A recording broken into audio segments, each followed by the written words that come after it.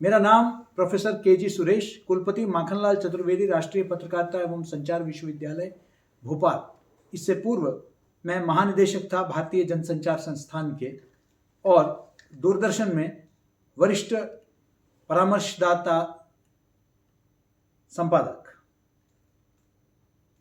लगभग 3 दशक के करीब मैंने राजनीतिक रिपोर्टिंग की है, जिसमें बहुत एक अच्छा खासा समय देश की सबसे बड़ी agency press trust of India यानी पीटीआई में मैं मुख्य राजनीतिक संवाददाता के रूप में भी काम कर चुका हूं। यह विशेषकर इसलिए आपके सामने बता रहा हूं क्योंकि आज मेरा विषय है पॉलिटिकल रिपोर्टिंग, यानी कि राजनीतिक रिपोर्टिंग, अवधारणा एवं विभिन्न स्वरूप।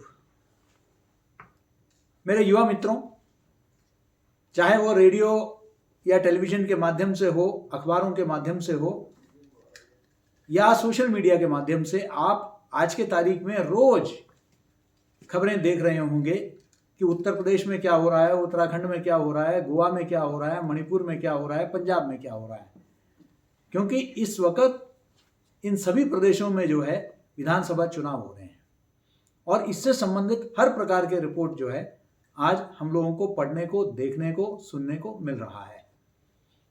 अब राजनीतिक क्षेत्र में क्या हो रहा है ये हम लगातार सुनते आते हैं और अखबारों के प्रथम पृष्ठ की सुर्खियां भी रहती है।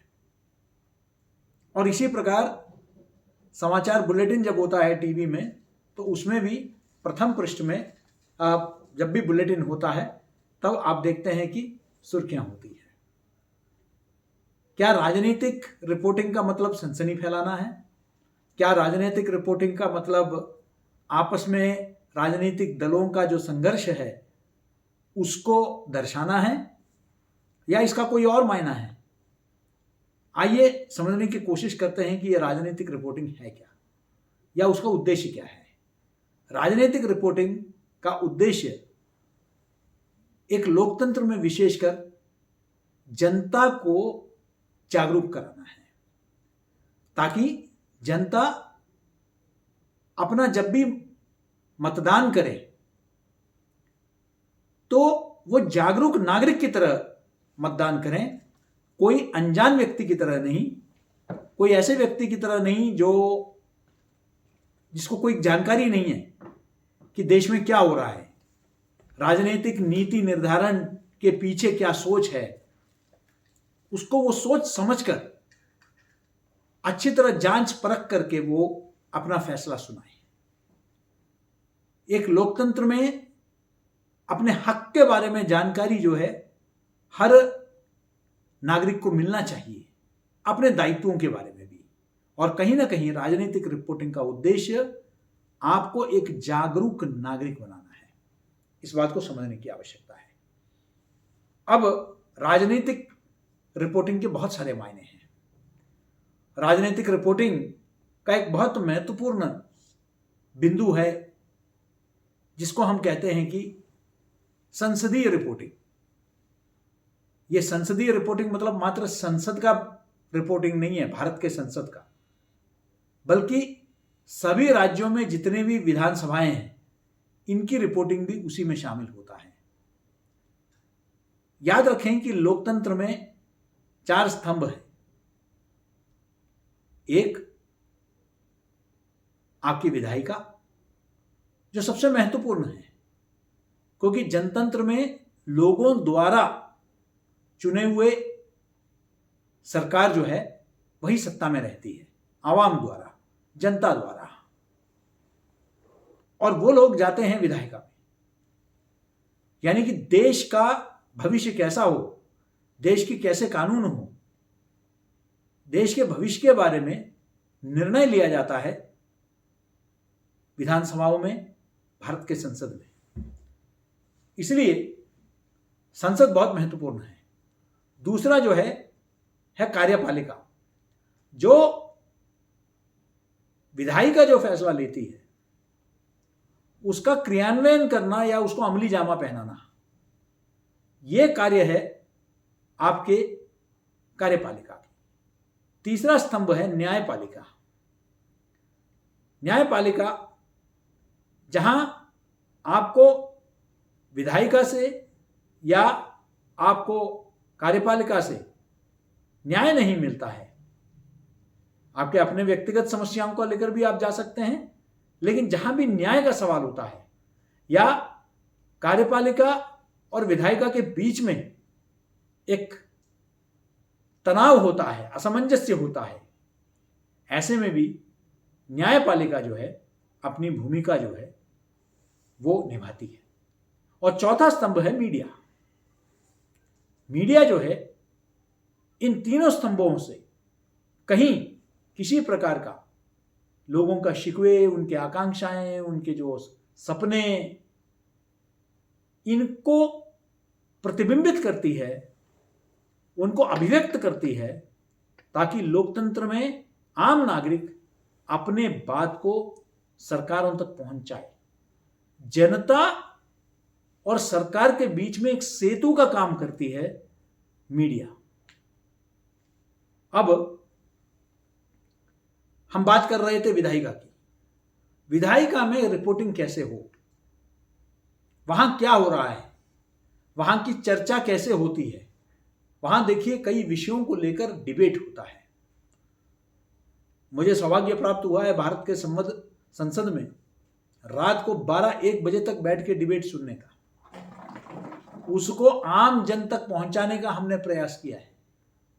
इसका उद्देश्य है कि जन जन तक हम रिपोर्ट लोगों तक बताएं कि संसद में हो क्या रहा है।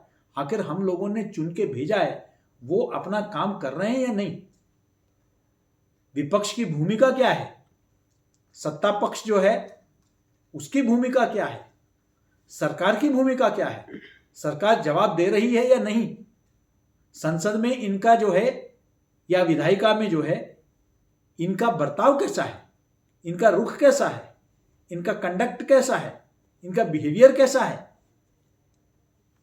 इस बारे में मीडिया जनता को सूचित करती है, ताकि आम जनता को यह समझ में आए कि जिनको हम चयनित करके भेजते हैं वो लोग किस भूमिका में हैं। आप देखते होंगे संसद टीवी में पहले ये 2 नाम से जाना जाता था, लोकसभा टीवी और राज्यसभा टीवी। अब ये संसद टीवी के नाम से जाना जाता है। यहां से सीधा प्रसारण होता है कि संसद में हो क्या रहा है। लेकिन क्या संसद टीवी जो सिर्फ संसद के अंदर हो रहा है, लोकसभा के अंदर हो रहा है, राज्यसभा के अंदर हो रहा है, यही है रिपोर्टिंग? नहीं। लोकसभा और विधानसभाओं के बहुत सारे स्टैंडिंग कमिटीज हैं, पार्लियामेंट्री कमिटीज है, संसदीय समितियां बनी हुई है। अब ये संसदीय समितियां जो है वो अपना काम करती हैं। संसदीय समितियों में बहुत महत्वपूर्ण विषयों पर चर्चा होती है। इन समितियों में सत्ता पक्ष और विपक्ष के जो है प्रतिनिधि होते हैं। उनकी एक कार्यप्रणाली है बहुत महत्वपूर्ण विषयों पर। पब्लिक अकाउंट्स कमिटी, पीएसी, यानी कि देश का पैसा जो है वो किस तरीके से खर्च हो रहा है। प्रिविलेजेस कमिटी, विशेषाधिकार समिति, बहुत महत्वपूर्ण है। इस तरीके से बहुत सारी समितियां बनी हुई है जो आए दिन बैठ के करती है। तो हमें सिर्फ दिखाई देता है कि संसद में बैठना मतलब जो लोकसभा में बैठते हैं, राज्यसभा में बैठते हैं, नहीं। ये स्टैंडिंग कमेटी के सभी कमेटियों के रिपोर्ट प्रस्तुत होते हैं संसद के या विधानसभा के पटल पर। इन रिपोर्ट पर भी हमें सूचना जो है जनता तक पहुंचानी है। बहुत महत्वपूर्ण आंकड़े होते हैं उसमें। आपको पता है कि controller and auditor general, CAG जिसको कहते हैं, सीएजी का रिपोर्ट संसद में प्रस्तुत होता है, जिसके आधार पर तय किया जाता है कि भारत सरकार के महत्वपूर्ण जितने संस्थाएं हैं उन सब संस्थाओं में जो खर्चा हुआ उसका जो है लेखा जोखा प्रस्तुत किया जाता है। कहाँ कमी रही, कहाँ पैसे बर्बाद हुए। और अगर सीएजी अगर इस विषय पर बोलती है तो वो बहुत कठिन होता है उस संस्था के लिए कि वो अपना उसकी जवाबदेही बनती है। ये जवाबदेही सुनिश्चित करती है। और हमें बहुत सारे आंकड़े मिल जाते हैं अगर हम मेहनत करेंगे, उन रिपोर्ट का अध्ययन करेंगे। मुझे ये अवसर भी मिला है जब बड़े बड़े मोटे मोटे रिपोर्ट मिलते थे, उसको बैठ के अध्ययन, उसमें जब कई आंकड़े होते हैं, आंखें खोलने वाली आंकड़े होती थी। सरकारों को चेताने वाली आंकड़े होती थी कि इस कदर कभी घपला होता है तो कभी जो है वो जिस तरीके से नियमित तरीके से नियमों का पालन अनुसरण नहीं होता है, अनियमितताएं दिखाई देती है कि कुछ संस्थाएं द्वारा अनियमितताएं हैं, उनको कैसे सुधारा जाए, ये भविष्य के लिए हमें एक रास्ता दिखाता है। इसको ध्यान रखने की आवश्यकता है। यह पार्लियामेंट्री रिपोर्टिंग है। पार्लियामेंट्री रिपोर्टिंग में पार्लियामेंट में आए दिन विशेष मुद्दों को लेकर जो है आप प्रश्नकाल होता है। प्रश्नकाल के सिवा जो है आपका 0 आवर होता है, जिसके माध्यम से आप जो है शून्य काल में जो है आप अपने क्षेत्र को लेकर सांसद अपने विषय को रख सकते हैं या कोई लोक हित के महत्वपूर्ण विषय को लेकर रख सकते हैं। कॉलिंग अटेंशन मोशन होता है, ध्यान आकर्षण प्रस्ताव होता है, एडजर्नमेंट मोशन होता है, स्थगन प्रस्ताव होता है, और इसके सिवाय बजट, देश का पूरा खर्चा, लेखा जोखा, इसको इकोनॉमिक सर्वे, चुनाव, ये बजट के प्रस्तुति से पहले उसको प्रस्तुत किया जाता है सदन के पटल पर। वित्त मंत्री स्वयं आकर जो है वो देश को, प्रदेश को बताते हैं कि इस वर्ष ये खर्चा हुआ, आने वाले दिनों में हमारी प्राथमिकता ये है। दोनों सदनों को, जहां जहां 2 सदन हैं, केंद्र में तो है राज्य सभा और लोकसभा, विधान सभा में भी कई जगह जो है विधानसभा और विधान परिषद है। इसी तरीके से पॉलिटिकल रिपोर्टिंग में आप देखेंगे कि चुनाव का रिपोर्टिंग बहुत महत्वपूर्ण है। चुनाव में क्या क्या मुद्दे हैं, पिछला जो घोषणा पत्र है वो कैसा था, उन घोषणा पत्रों में जो बातें कही गई थी उन वायदों को पूरा किया गया या नहीं, ये लोगों के समक्ष लाना है। एक उम्मीदवार है, उसका क्या आपराधिक पृष्ठभूमि है या नहीं, उसने क्या नियमों का उल्लंघन किया या नहीं। चुनाव आयोग ने पूरा का पूरा एक मॉडल कोड ऑफ कंडक्ट बना रखा है, क्या वो मॉडल कोड ऑफ कंडक्ट के हिसाब से चल रही है या नहीं, ये देखना है। दोनों चुनाव के जो उम्मीदवार हैं, 2 या 4 या 6, इनका जो मत क्या है, वो अपने क्षेत्र के विकास के बारे में क्या सोच रहे हैं, अपने प्रदेश के विकास के बारे में क्या सोच रहे हैं, कौन से सरकार अपने वायदे निभा पाए, नहीं निभा पाए, ये सब रिपोर्टिंग में होता है। राजनीतिक दलों के जो कन्वेंशंस हैं, यानी कि सम्मेलन जो होते हैं, वहां जो प्रस्ताव पारित किए जाते हैं, उससे राजनीतिक दलों का रुख आपको पता चलता है कि इन्होंने क्या रुख अपनाया था। हर दल का महत्वपूर्ण बैठकें होती है, तो जो राजनीतिक रिपोर्टिंग करना चाहता है उसको एक तो राजनीतिक रुझान होना चाहिए। राजनीतिक रुझान यानी कि राजनीतिक विषयों पर रुझान होना चाहिए।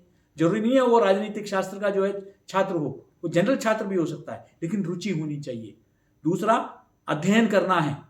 अगर भारतीय जनता पार्टी या कांग्रेस या वामपंथी दलों का आप रिपोर्टिंग करना चाहते हैं तो उनके पूरे इतिहास को खंगालना होगा।